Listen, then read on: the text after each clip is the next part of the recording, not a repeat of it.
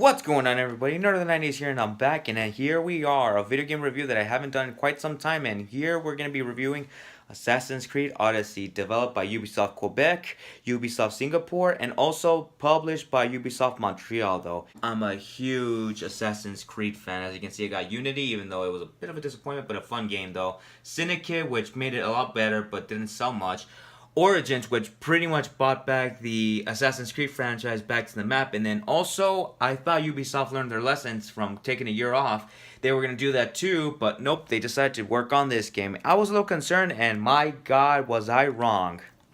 And let's talk about it right here, right now. As you can see, look at my stack right there. The only thing I'm missing is the Ezio Trilogy Collection and the Assassin's Creed Remaster, which is not remastered. It is remastered, but the character animations just look very bad. But maybe I'll soon enough get it when it's on sale. But anyways, let's start off with this game, and it's also one of my favorites of all, and let's start from the very beginning. The story. The story is let's just say it's a story that takes us all the way back before like the saga of Bayek. Though we're going back to ancient Greece, which is I think 42, 43 BCE, and it starts off with you can choose between two characters, Alexios or Cassandra from Sparta, and you can choose either one of those characters. But I went with Cassandra as much as I really wanted to play as Alexios. I went with Cassandra because I really wanted to play as a female character in a game because they teased it in Assassin's Creed Origins, and I did follow suit with that. And my god, the character of Cassandra or Alexios is an interesting character arc, and I gotta say this character has been through a lot, a very dark past, and then was raised in an abandoned island. Well, it's not really abandoned island, but the island is just a lonely island, and she gets raised in Kefalonia, and get to see the character grow up a little bit. And then not only that too, we get to see how she develops from a child and all the way to an adult for some small moments though. And then later on we get to see her develop her becoming a mercenary, and then after that a mystios, how you can pronounce it though, over there in Greece. And after that, she keeps on going, and her journeys keep evolving. You save Captain, and then your journey immediately begins after that from Greece. And I absolutely enjoyed it, though. The story of this was really interesting, and not only that, too, you have to find out exactly what really happened to your parents from your dark past. You have to know if your mom is still alive, if your brother who's still alive, because what happened with Cassandra is trying to save her brother from her father from killing her own brother, which I played as Cassandra. You have to prevent them from happening, but in the end, you kind of like just drop your brother off the cliff, and that's pretty much sad. And knowing that maybe your brother is still alive or maybe dead, and then after that too, the father just kind of like does exactly that. Also, even though with the child completely dead by Cassandra's hands accidentally, and then also the father accidentally drops her off the cliff, and then the mother trying to ask her husband not to kill him, but in the end it just completely starts the story evolving after that. And then here it's a personal story between Cassandra trying to find her mother, her father, and everything else about that too, and also seeing if her brother is maybe, I don't know, could be alive or maybe something alive, I don't know. And the journey just immediately it starts after that. And I thought, to me, the story itself, how it evolved halfway through, it does start off a little slow, but then later on it gets even more interesting when you go to Athens. I thought, to me, everything was interesting in the story, and I think the story was actually really solid. And then also with the characters, Cassandra or Alexios, I went with Cassandra. Like I said, I really did like her character arc, and to me, she was actually one of my favorite characters of 2018. I really did like her though, because Alexios is also does a great performance too, without a doubt. I really did want to play as him, but Cassandra, I just went with her. Her story and Alexios' story is really interesting. It's really sad though, but the character is going through a lot of journey and doing a lot of favors in order to keep moving on to know if her mom, her father, and maybe her baby brother is still alive. And many things unfold for Cassandra or Alexios, whatever you're choosing with, in order to keep moving on with the journey. And I thought, to me, the characters were really interesting though, with Cassandra or Alexios, either one of your choosing.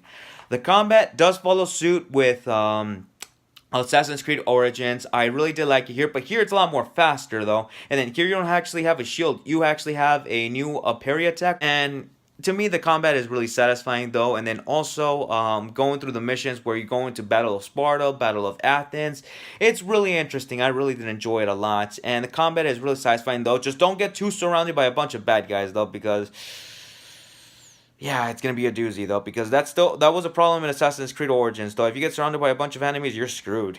Also, the naval combat does make a return this time. It does have a bigger involvement here, a little bit much, not much more of Origins though. Origins, it was only there for just like 4 or 5 moments and stuff like that, and then here it does come back, and there's that moments too where you have to go journey from island to island to from Greece. And to me, the setting of how the way the combat, naval combat, does follow suit with Origins, though. And then there's a couple of new things that they added to.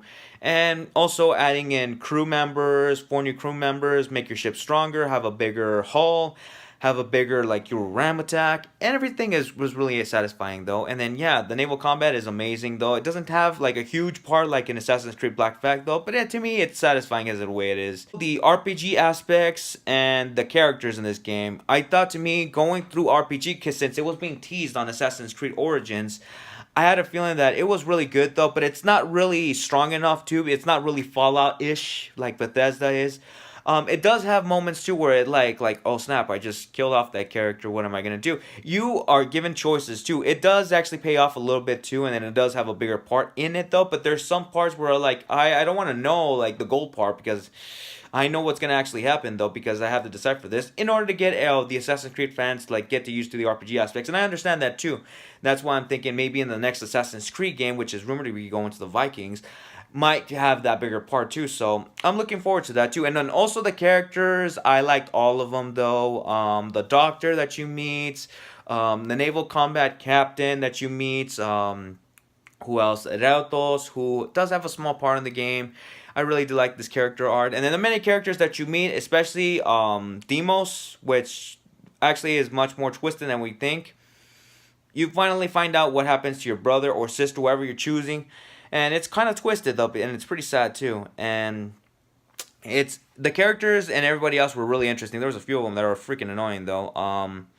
I can't say much though, but if you did play some of the stories, you know what I'm talking about which characters. Though the RPG aspects and the character arcs were really good. I'm a little divided on the RPG aspects. I wish I had a bigger part though. It does, but I wish you can kind of like surprise yourself in order to know what's gonna happen next. The graphics, absolutely beautiful. The character looks really, really good. The backgrounds look really, really amazing though. And as for the character models, the armor, the swords and everything like that, and I played this on the Xbox One version too though, and it still looks good though. I don't have the 4K Ultra HD TV or a freaking high dynamic range mode, which I can see it much more with the thickness though. To me, it still looked like a beautiful game though. So yeah, but still, Phil Spencer demanding a enhancement for an Xbox, even though he likes to do that all the time. It's okay. I really did like the graphics though, despite like not having a 4K TV or a high dynamic range Xbox One X. You demand too much, Phil Spencer. Screw you.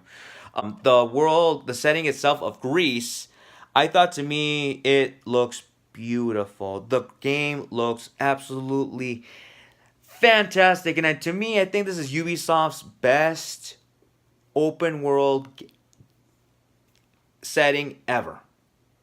Period. There's nothing wrong. There's no bland list. There's a few copy and paste stuff from Assassin's Creed Origins though, but even though it was kind of setting it up though, because it was teasing that the next game was going to take place in Sparta, and yeah, I'll give it that too. But I am going to defend this a little bit too, because the world of Greece is beautiful, and Ubisoft Quebec and Ubisoft Singapore, if you guys got involved, and also Ubisoft Montreal, you guys did a fantastic job. And here's the cons for the game. You think this game's perfect? No. The only real annoying thing about this game is the freaking mercenaries. Whatever you do, whoever you kill, the mercenaries will be on your ass all the time. But be warned, if you get surrounded not by 1, not by 2, but by 3 or 4 mercenaries, it's gonna be a pain in the ass. And by the way, if you want to know how to get them off your asses, you gotta pay off a bounty. Don't be spending all your money on all of the weapons and also looking nice on all your character though, because these mercenaries are freaking annoying.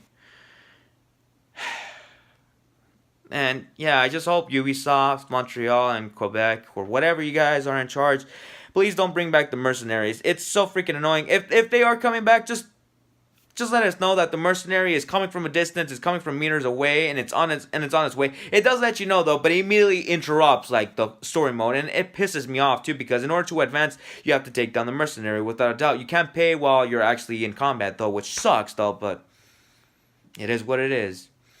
Just try to find a way to fix the mercenaries mode for the next Assassin's Creed. Alright, Ubisoft, because they're freaking annoying. Also, I mentioned other cons too about the game. I just wish that the fetch quest, they need to take it down a notch. Like, there's some good fetch quest that happens and stuff like that. I know that Ubisoft is teasing us that this is happening, this is other stuff is happening. It kind of gets annoying though. It's like, oh, can you please fetch me this? Oh, can you please fetch me that? Oh, can you please fetch me? Oh my God, can you please? I am not doing your dirty work, my friend. Please, no. I'm a Spartan warrior. I'm here to freaking help you out, but at the same time, I'm not doing your dirty laundry. What the hell? And that's about it, though. It's suffering a little bit of open world fatigue, but I just hope Ubisoft comes up with a good idea for the next setting of Assassin's Creed. And I'm actually happy that they're not actually gonna make another one this year, which is absolutely really good. So I'll give it that. Is this game worth buying? I would say I recommend getting this because this is actually my third favorite game in the franchise, right next to Origins and Brotherhood. In second place and first place is Assassin's Creed 2, and second place is Assassin's Creed Black Flag. Though I thought, to me, Assassin's Creed Odyssey is, to me, one of my favorite open world games of the year, but Red Dead Redemption is better. But in my opinion, I thought, to me, Assassin's Creed Odyssey really did prove me wrong, because I was a little mad that Ubisoft was making another one this year, and I thought they learned their lessons, that they're gonna make a new Assassin's Creed game every 2 years, but they decided to jump the gun here. So I hope you guys, whatever you guys are working on, because it's rumored that it's going to be taking place in the Vikings, please let it be good. And also the naval combat needs to be really good. And if you guys are doing the RPG aspects, have it much more of a big, meaningful way, because it let that impact to somebody. It's like, oh God, like this happened. Like, what am I going to do? I killed off this character. Have a meaningful impact, because it's good. And I like that direction what Ubisoft is going through too. And I really did love this game, and I will give Assassin's Creed Odyssey a 8 out of 10. It does get a yes seal of approval, and without a doubt, this is actually my third favorite game in the series. I love it, and I really am looking forward to next year's Assassin's Creed game. And thank you, Ubisoft, for taking a break this year. Just stop relying too much on Far Cry and Assassin's Creed to be paying your bills. I understand they're your biggest franchises of the year, but come on, where's Prince of Persia? Where the hell is the Beyond Good and Evil? Where is Rayman 3? Come on, stop relying on other franchises like Capcom with Monster Hunter and Resident Evil. Look at them now. They've completely like redeemed themselves this year, and you guys actually are redeeming yourselves with these games, and that's actually good. Except this one. This one was fun and all, but it was just meh. Okay. So yeah, guys, I'll be seeing you guys on the next video. For the next video game review, I will be doing Devil May Cry 5. I really did love that game, and I hope you guys are looking forward to that too. Will I check out the Bumblebee and Glass movie? Maybe. I don't know. I'm thinking about that too. So maybe I might post that review tomorrow.